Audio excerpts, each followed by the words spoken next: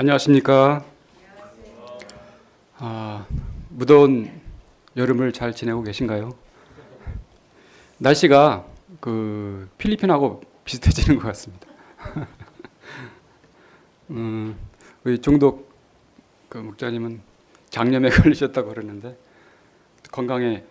무더운 여름 건강에 조심하시기 바랍니다. 오늘 말씀의 제목은 첫째가 되고자 하면입니다. 말씀은 마가복음 9장 30절에서 50절까지입니다. 요절은 마가복음 9장 35절입니다. 다 같이 요절 말씀을 읽겠습니다. 시작. 예수께서 앉으사 12 제자를 불러 이르시되 누구든지 첫째가 되고자 하면 뭇사람의 끝이 되며 뭇사람을 섬기는 자가 되어야 하리라 하시고 기도하겠습니다. 감사하신 아버지 하나님, 저희 가운데 귀한 주의를 허락하여 주시고 또 귀한 말씀을 또 허락하여 주셔서 감사를 드립니다. 저희들에게 신령과 진정으로 예배를 드리게 도와주시고 무엇보다 부족한 저희에게 성령을 허락하여 주셔서 준비된 말씀을 잘 섬길 수 있도록 도와주시옵소서. 감사하며 예수님 이름으로 기도하였습니다. 아멘. 사람은 누구나 첫째가 되기를 원합니다. 성공한 인생을 살기를 원합니다. 그러면 우리가 어떻게 첫째가 되고 성공한 삶을 살 수 있을까요? 오늘 말씀은 그 방법을 가르쳐주고 있습니다. 이 말씀을 통해서 진정으로 위대한 삶을 배우고 또 살아가는 저와 여러분이 될 수 있기를 기도합니다. 30절, 31절을 보십시오. 다 같이 읽겠습니다. 시작. 그것을 떠나 갈릴리로 온데로 지나갈새 예수께서 아무에게도 알리지 아니하시니 이는 제자들을 가르치시며 또 인자가 사람들의 손에 넘겨져 죽임을 당하고 죽은 지 3일 만에 살아나리라는 것을 말씀하셨기 때문이더라. 예수님은 변화산 밑에서 귀신 들린 아이를 고쳐주셨습니다. 그곳을 떠나 갈릴리 가운데로 지나가셨습니다. 이때 예수님은 한적한 길로 다니셨습니다. 제자들에게 더욱 집중하고자 하셨습니다. 특히 십자가의 복음을 가르치고자 하셨습니다. 이번이 십자가에 관한 두 번째 말씀입니다. 다음 10장에서 또 십자가의 고난에 대해서 말씀하십니다. 예수님은 듣기 싫어하고 반발하는 제자들에게 왜 이렇게 반복해서 십자가의 죽음을 말씀하실까요? 십자가와 부활은 예수님의 생애의 핵심이기 때문입니다. 십자가와 부활은 구원의 길이요 생명의 길입니다.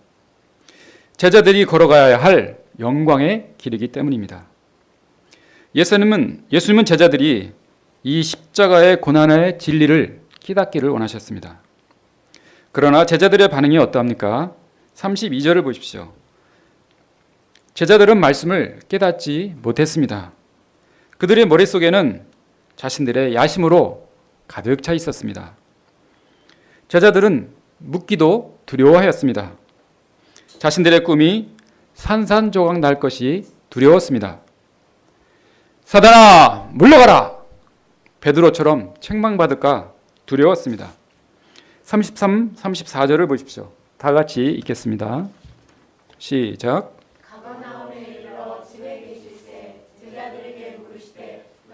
길에서 서로 토론하는 것이 무엇이냐 하시되 그들이 잠잠하니 이는 길에서 서로 누가 크냐 하고 쟁론하였습니다. 예수님은 너희가 길에서 토론하는 것이 무엇이냐 질문하셨습니다. 제자들은 침묵하였습니다. 부끄러웠기 때문입니다. 그들은 내가 더 크거든 하며 서로 큰 소리를 내고 싸웠습니다. 동상이몽이라는 말이 있습니다. 같은 침상에 자면서 다른 꿈을 꾼다는 뜻입니다. 겉 행동은 똑같지만 속 생각은 각각 다르다는 것입니다. 예수님과 제자들은 같은 길을 가고 있었습니다. 그러나 마음의 길은 너무 달랐습니다. 예수님은 십자가를 앞두고 고뇌하셨습니다. 그러나 제자들은 이스라엘 총리 자리를 두고 고뇌하였습니다. 예루살렘에 가까워질수록 이들은 예민해졌고 싸움은 치열해졌습니다. 이런 그들은 예수님의 마음을 결코 알 수 없었습니다.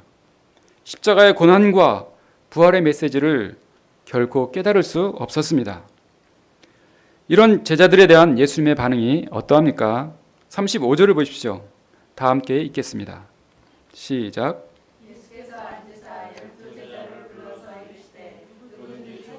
되고자 하면 뭇사람의 끝이 되며 뭇사람을 섬기는 자가 되어야 하리라 하시고, 예수님의 반응은 예상외로 담담하였습니다. 저 같았으면 절망과 스트레스로 자리에 누웠을 것입니다. 그러나 예수님은 이것도 참으셨습니다. 오히려 이번 사건을 통해서 첫째에 대한 진정한 의미를 가르쳐 주셨습니다. 그러면 제자들이 어떻게 큰 자가 될 수 있습니까? 첫째로 뭇사람의 끝이 되어야 합니다. 여기서 끝은 현대인의 성경에서는 꼴찌라고 하였습니다. 영어 성경에는 He must be the very last로 되어 있습니다. 순서상 맨 마지막이 되어야 한다는 것입니다. 사람들은 뒤에 서는 것을 좋아하지 않습니다. 좋은 것들은 앞에 있는 사람들이 다 차지하기 때문입니다. 모든 칭찬과 영광은 앞 사람이 다 가져갑니다. 꼴찌에게는 무시와 조롱만 남습니다. 그래서 사람들은 어찌하든지 남보다 앞서가고자 합니다. 열심히 공부하고 치열하게 경쟁합니다. 수단과 방법을 가리지 않는 경우도 많습니다. 세상은 1등만 기억하고 1등만 살아남기 때문입니다. 예수님이 이런 세상에서 뭇사람의 끝이 되라고 하십니다.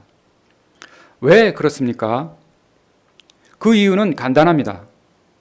예수님이 뭇사람의 끝이 되셨기 때문입니다. 예수님은 창조주 하나님이십니다. 그러나 모든 영광을 버리셨습니다. 자기를 비워 종의 형체를 입으셨습니다. 모든 사람보다 더 낮아져 온갖 병자들, 죄인들의 친구가 되셨습니다. 십자가까지 낮아져 모든 수치와 고통을 당하셨습니다. 예수님은 우리를 섬기시기 위해 가장 낮아지셨습니다. 우리가 이 예수님을 만나려면 뭇사람의 끝으로 가야 합니다. 예수님 안에서의 끝은 수치와 패배의 장소가 아닙니다. 예수님을 만나는 감격의 장소요, 은혜와 구원의 출발점입니다. 위대한 삶의 시작점입니다. 둘째로, 큰 자가 되기 위해서는 뭇사람을 섬기는 자가 되어야 합니다. 35절 말씀을 다시 한번 읽겠습니다. 시작. 께서 앉으사 12제자를 불러서 이르시되 누구든지 첫째가 되고자 하면 뭇사람의 끝이 되며 뭇사람을 섬기는 자가 되어야 하리라 하시고, 사람들은 영광받고 섬김받기를 좋아합니다. 종과 같이 낮아져 다른 사람을 섬기는 것은 싫어합니다. 세상에서는 첫째가 될수록 대우가 달라집니다. 육군 대령에서 준장, 별 하나를 달면은 100가지의 대우가 달라진다고 합니다. 이렇게 섬김받으면 내면이 행복해져야 합니다. 그러나 그렇지 않습니다. 섬김만 받다 보면 그의 내면에 의점심과 교만의 병이 생기게 됩니다. 감사가 점차 없어지고 점점 큰 섬김을 요구하게 됩니다. 그러다 소위 갑질을 하게 됩니다. 사람의 위대성은 직책이나 위치에 있지 않습니다. 소위에 있지 않습니다. 진정으로 위대한 자는 모든 사람을 섬기는 자입니다. 그러나 모든 사람을 섬기는 것은 쉽지 않습니다. 자신이 좋아하는 사람, 존경하는 사람, 사랑하는 사람은 섬길 수 있습니다. 그러나 나에게 별로 도움이 안 되는 사람, 가까이 가기에는 너무 부담스러운 사람, 나의 마음을 상하게 하고 나에게 상처와 피해를 준 사람은, 또 원수 같은 사람은 정말 사랑하기가 힘듭니다. 그러나 이런 사람들을 모두 품고 섬기는 자가 진정 위대한 자입니다. 요셉은 어딜 가든지 섬기는 자였습니다. 노예 생활할 때나 억울하게 죄수 생활할 때나 애굽 총리가 되었을 때에도 뭇사람을 섬겼습니다. 그는 어떤 상황 가운데서도 다른 사람을 원망하지 않았습니다. 심지어는 자신을 노예로 팔아버린 형들조차 용서하였습니다. 하나님의 섭리편에서 바라보고 사랑으로 섬겼습니다. 하나님께서는 이런 그를 통해 이스라엘과 만민의 백성을 그 극심한 가뭄에서 구원하는 역사 가운데 사용하여 주셨습니다. 사람의 위대성은 얼마나 많은 사람을 품고 섬기느냐에 달려 있습니다. 36절, 37절을 보십시오. 다 같이 읽겠습니다. 시작. 어린 아이를 들 가운데 세우시고 은시며 제자들에게 이르시되 누구든지 내 이름으로 이런 어린아이 하나를 영접하면 곧 나를 영접하며 누구든지 나를 영접하면 나를 영접함이 아니요 나를 보내신 이를 영접함이니라. 예수님은 어린아이를 통해서 섬김에 대해서 구체적으로 가르쳐 주셨습니다. 여기서 영접한다는 것은 영어로 웰컴입니다. 팔을 벌려서 환영하며 품에 안는 것을 말합니다. 그 당시 사람들은 어린아이들을 무시했습니다. 어린아이는 연약합니다. 많은 섬김이 필요합니다. 별로 도움이 되지 않기에 귀찮은 존재이기도 합니다. 그래서 사람 수를 셀 때 숫자에 넣지 않았습니다. 제자들도 어린이들이 예수님에게 오는 것을 자주 막았습니다. 자, 어린아이들은 가라, 가! 그러나 예수님은 이런 어린아이를 웰컴 해 주셨습니다. 그 품에 꼭 안아주셨습니다. 예수님은 이런 어린아이 하나를 영접하는 것이 곧 자신을 영접하시는 것이라고 했습니다. 또 하나님을 영접하는 것이라고 말씀하셨습니다. 요즘 캠퍼스에는 나이는 성인이지만 믿음이 연약하여 섬세한 도움이 필요한 분들이 많이 있습니다. 이들을 세상의 유혹으로부터 보호해 주어야 합니다.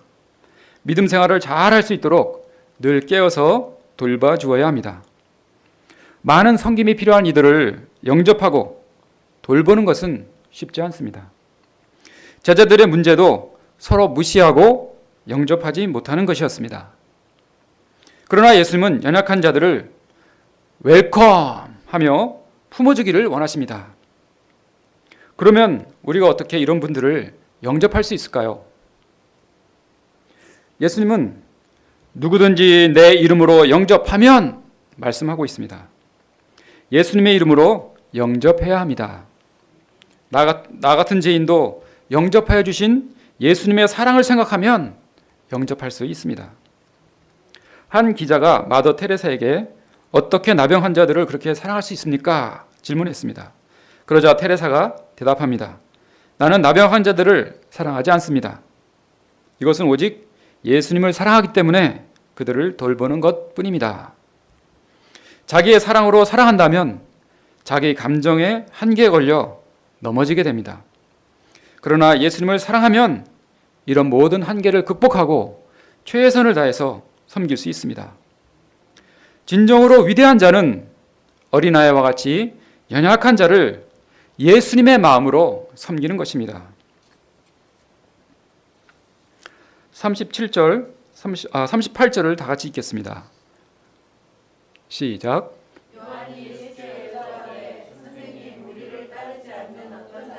주의 이름으로 귀신을 내쫓는 것을 우리가 보고 우리를 따르지 아니함으로 금하였나이다.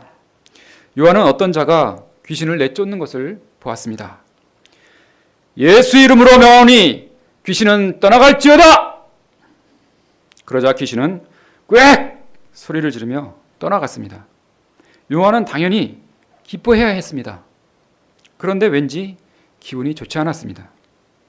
아마 시기심이 발동한 것 같습니다. 그는 즉시 활동을 스탑! 중지시켰습니다. 이는 그가 자신들의 그룹에 속하지 않았기 때문입니다. 요한은 귀신을 쫓아내는 일은 자신들의 전유물로 생각하였습니다. 다른 모임에서 이루어지는 구원의 역사는 인정하지 않았습니다. 사람이 단체 중심, 교파 중심이 되면 마음이 편협해지고 독선적이 되기 쉽습니다. 우리는 예수님 중심이 되어야 합니다. 예수님은 씩씩거리는 요한에게 뭐라고 말씀하십니까? 39절, 40절을 보십시오. 다 같이 읽겠습니다. 시작. 금하지 말라. 내 이름을 의탁하고 능한 일을 행하고 즉시로 나를 비방할 자가 없느니라. 우리를 반대하지 않는 자는 우리를 위하는 자니라. 예수님은 제자들의 독선을 금하셨습니다. 예수님의 이름으로 능한 일을 행하고 즉시로 비방하는 자가 없기 때문입니다. 예수님은 자신을 반대만 하지 않으면 다 자신의 편으로 생각하셨습니다. 예수님은 사역의 다양성을 인정하셨습니다. 우리가 진정으로 큰 자가 되려면 예수님과 같이 넓은 마음을 가져야 합니다.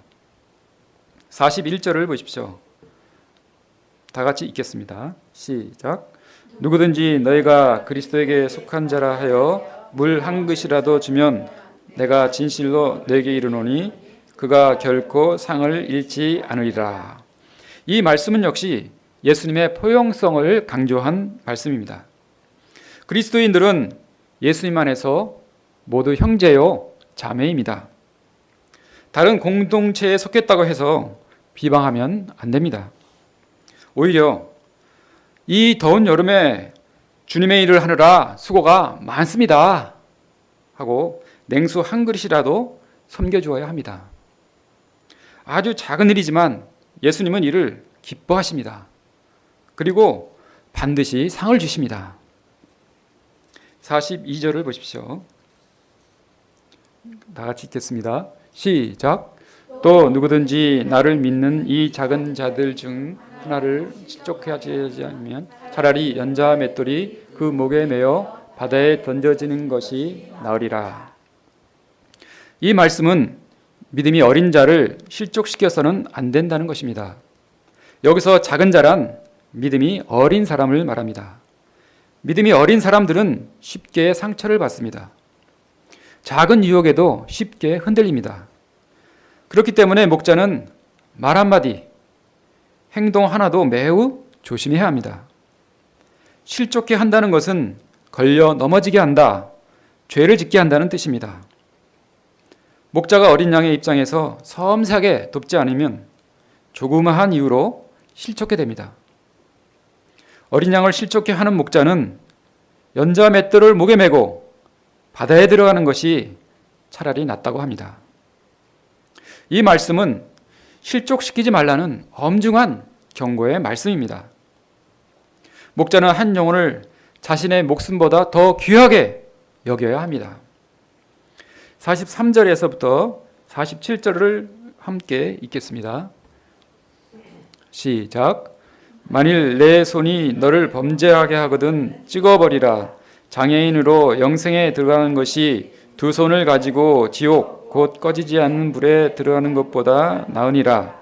만일 내 발이 너를 범죄하게 하거든 찍어버리라. 다리 저는 자로 영생에 들어가는 것이 두 발을 가지고 지옥에 던져지는 것보다 나으니라.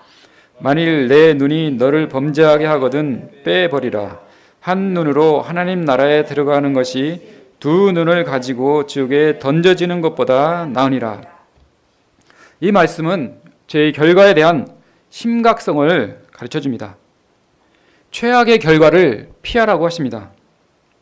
손과 발과 눈은 신체의 소중한 일부분입니다. 그러나 아무리 소중한 것이지만 이러한 것들로 인해 죄를 범하게 된다면 과감하게 찍어 버리라고 하십니다. 이 말씀의 의미가 무엇일까요? 만약 우리가 죄를 범할 때마다 눈을 빼버리면 어떻게 될까요? 아마 눈이 10개, 아니 100개라도 모자랄 것입니다. 이 말씀은 죄의 결과가 얼마나 무서운가를 알라는 것입니다. 그래서 진지하게, 심각하게 피 흘리기까지 죄와 싸우라는 말씀입니다. 사람들은 죄의 결과에 대해서 생각하지 않는 것 같습니다. 죄를 가볍게 여기고 오히려 죄를 즐깁니다. 죄를 인권이라는 미명 아래 보호하고 권장하게까지 합니다. 그러나 죄의 결과가 어떠합니까? 48절, 49절을 보십시오. 함께 읽겠습니다. 시작. 거기에서는 구더기도 죽지 않고 불도 꺼지지 아니하느니라. 사람마다 불로써 소금짓함을 받으리라. 죄의 결과로 가는 거기는 어떤 곳입니까? 구더기도 죽지 않는 곳입니다. 불도 꺼지지 않습니다. 사람마다 불로써 소금짓함을 받는 곳입니다. 꺼지지 않는 유황불못에서 영원히 고통을 받는 곳입니다. 이 땅에서 아무리 잘 먹고 잘 살아봐야 100년입니다. 그러나 그곳 지옥의 고통은 영원합니다. 이것이 우리가 이 땅에서 피 흘리기까지 죄와 싸워야 할 근본 이유이기도 합니다. 50절을 보십시오. 다 같이 읽겠습니다. 시작. 소금은 좋은 것이로되 만일 그 맛을 잃으면 무엇으로 이를 짜게 하리요. 너희 속에 소금을 두고 서로 화목하라 하시니라. 소금의 특징은 짠맛에 있습니다. 짠맛이 맛을 내게 하고 또 부패를 방지합니다. 그러나 짠맛을 잃으면 길바닥에 버려지게 됩니다. 제자들의 짠맛은 무엇일까요? 제자들의 짠맛은 낮아짐과 성김입니다. 이것을 잃으면 사람들에게 손가락질을 받게 됩니다. 예수님은 너희 속에 소금을 두고 서로 화목하라 하십니다. 제자들이 서로 끝이 되고 섬기는 종이 될 때 진정한 화목이 이루어집니다. 사랑의 공동체가 실현됩니다. 그때 사람들로부터 비로소 인정을 받게 됩니다. 결론입니다. 사람들은 첫자가 되기 원하고 섬김받기를 원합니다. 그러나 예수님은 끝이 되고 섬기라고 하십니다.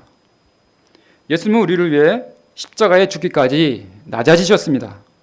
그 결과 구원과 생명의 역사가 시작되었습니다.